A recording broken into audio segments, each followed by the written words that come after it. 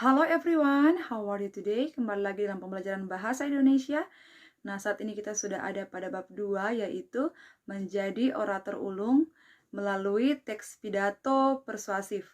Nah, anak-anak, kita harus mengetahui dulu pengertian dari pidato dan apa ya sih yang dimaksud dengan persuasif.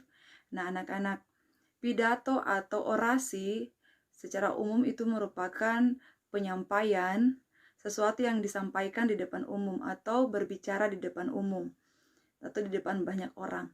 Nah, anak-anak, keterampilan seorang orator atau yang menyampaikan gagasan ini tidak ditentukan juga hanya dengan ide atau gagasan yang dia sampaikan, tetapi juga keterampilan ini ditentukan oleh kemampuan sang orator untuk menjalin komunikasi dengan audiens.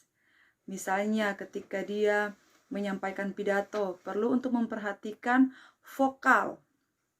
Nah, vokal ini penting sekali karena dengan vokal yang tegas misalnya, dengan nada, tempo yang tegas, itu juga dapat menarik perhatian. Kemudian juga dia juga harus memperhatikan gestur, ekspresinya harus mendukung.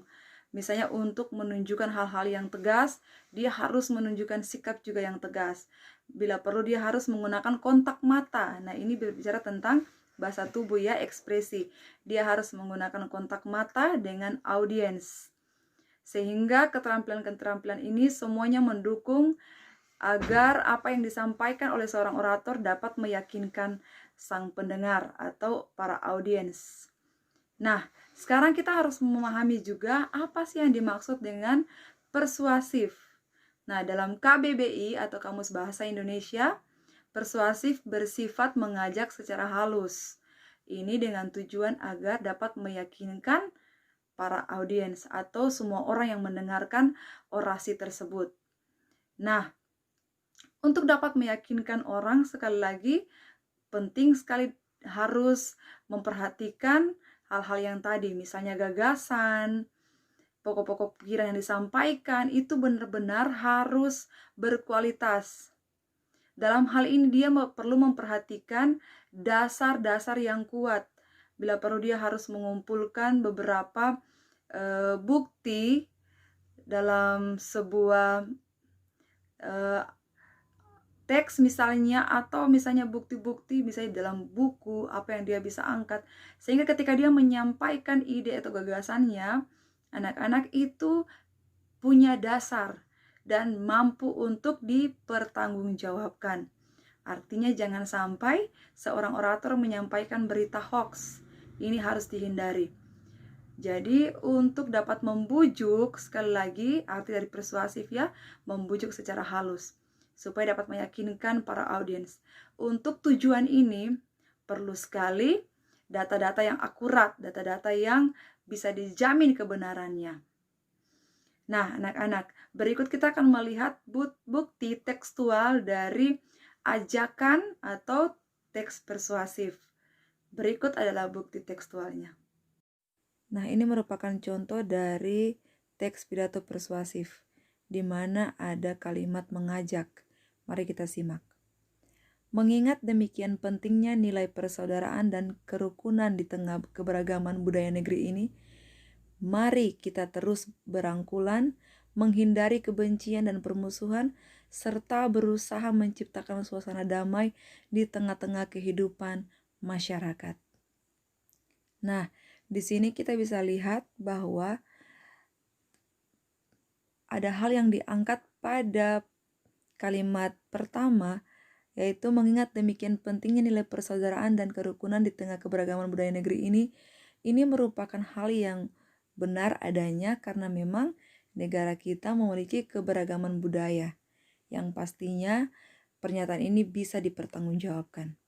Karena ada teori-teori yang mendukung pernyataan ini. Dan coba kita lihat yang penting di sini adalah ada kalimat ajakan. Mari, perhatikan kalimat dengan bergaris miring, tulisan bergaris miring. Mari kita terus berangkulan, dan selanjutnya itu merupakan sebuah kata-kata ajakan, kalimat ajakan, mengajak semua masyarakat untuk sama-sama saling berangkul, sama-sama untuk menghindari kebencian dan permusuhan. Seperti itu ya. Ini merupakan contoh kedua dari bukti teks pidato persuasif. Kita simak sama-sama. Kita sangat prihatin dengan kerusakan lingkungan yang terjadi di mana-mana. Dalam situasi seperti ini, kita tidak perlu mempersoalkan siapa yang bersalah dan siapa yang harus bertanggung jawab. Persoalan lingkungan adalah tanggung jawab kita bersama. Oleh karena itu, marilah kita mulai peduli terhadap kesehatan dan kebersihan lingkungan dari diri sendiri saat ini juga. Perhatikan pernyataan yang pertama, tulisan yang tegak. Di situ tentu dapat dipertanggungjawabkan sebab memang dalam kenyataannya fakta telah membuktikan bahwa terjadi banyak kerusakan lingkungan. Itu terjadi di mana-mana. Coba kita perhatikan lingkungan di mana kita tinggal. Ada banyak terjadi kerusakan lingkungan. Nah, sehingga di sini mengajak kita, dalam teks ini mengajak kita, ada kalimat ajakan lagi.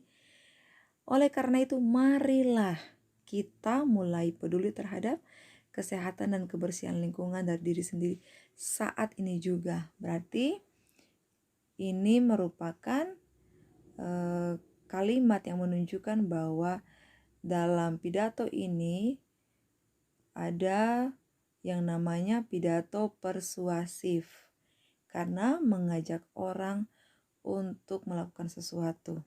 Oke, baik. Itu tadi merupakan bukti tekstual dari sebuah teks pidato. Ada kata-kata ajakan di sana. Nah, anak-anak, saat ini kita akan ada pada aktivitas di mana ada sebuah teks pada halaman 41, teks pidato. Di situ kalian akan mengidentifikasi. Yang pertama, lihat pokok-pokok pikiran yang ada pada teks tersebut. Kemudian yang kedua, lihat lagi alasan yang mendukung gagasan atau pokok-pokok pikiran yang diangkat. Yang ketiga, lihat pesan apa yang terkandung di dalam teks tersebut. Nah, lewat kegiatan ini kalian akan lebih mengerti lagi tentang teks persuasif atau pidato persuasif.